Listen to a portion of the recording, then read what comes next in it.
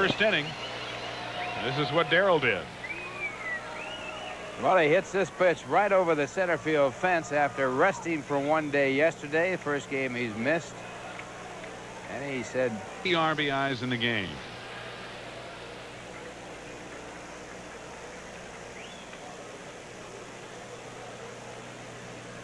Wow, look out. Cruz just barely got down, and Hernandez will be stopped at second as that ball got out to John Shelby in one quick hurry. And Tim Cruz lucky to escape with his head still attached to his body. Darrell gets his third hit of this game, and it's a line shot. And boy, you're right. Cruz was lucky to get out of the way of that one. Shades of Herb scoring when he was hit by Gil McDougall. A run. He has not scored a run or driven in a run in this series. That one snapped his helmet right off his head. Well, Pete's looking out there at David Cone. And I don't know why David would be throwing at Guerrero in this situation. Well, he got to pitch hitters tight. He didn't make much of a move to get out of the way. That pitch wasn't that far inside. Besides, Pedro's the type of hitter, and we talked about it on Friday night, that you want to pitch high and tight because of his muscular upper body. And that's a difficult place for pitchers, or rather hitters, who have pitchers pitching inside as much as you do in the National League. Pedro, he's got to get suspended. Through the bat. He's got to get suspended for that. Barry Lyons wrestling Pedro away from Cone. That was a breaking ball. It was a curveball, for crying out loud. That was a curveball that Pedro really ducked into. Oh, that is serious throwing that bat at that pitcher. Really not much of a fight, as everybody really went out there to keep anything serious from happening, and that's a good thing. Well, Barry Lyons getting a hold of Guerrero, who really lost his cool, and throwing that bat at Cone, and it was a curveball that hit him on the helmet. It was not a fastball. You don't throw at anybody with a curveball. Besides, Pedro didn't even go down. I mean, he just sort of had to go plunk off of his helmet. Into it. Well, Pete, I don't think you're going to first base, partner. I think you're going to the clubhouse. Oh, I would believe so. Coach Joe Ferguson out there to talk to him. Manny Mota helped get him. Here's the breaking ball. Riding in, Guerrero ducks. I think it hit on the shoulder. Now, Guerrero just fires the bat at Cone.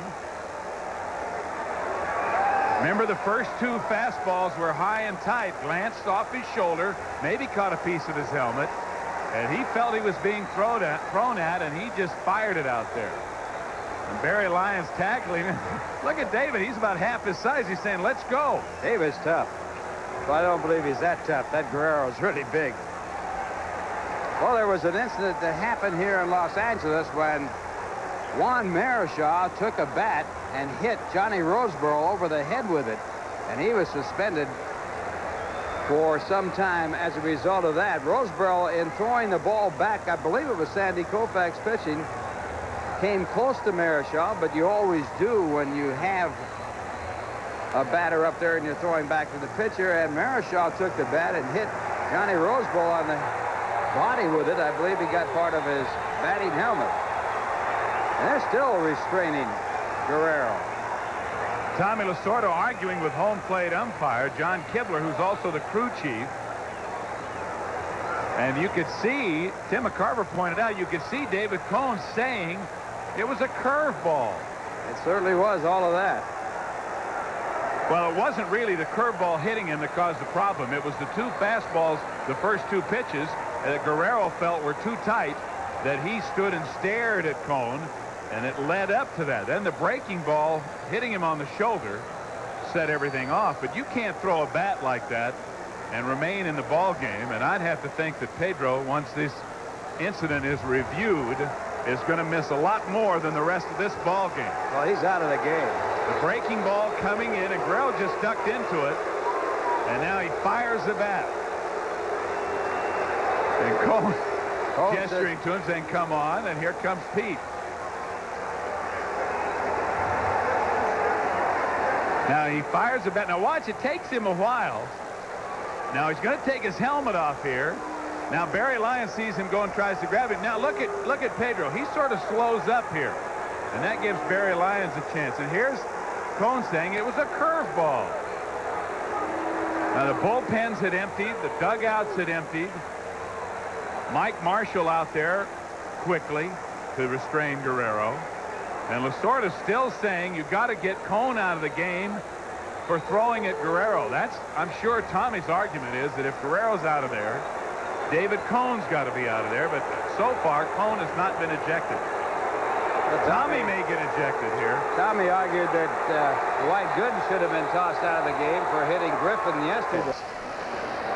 Well, you're going to pitch Pedro Guerrero inside. And see, Pete really didn't make an effort to move. He didn't back off. He just sort of ducked and really protected his head with his shoulder.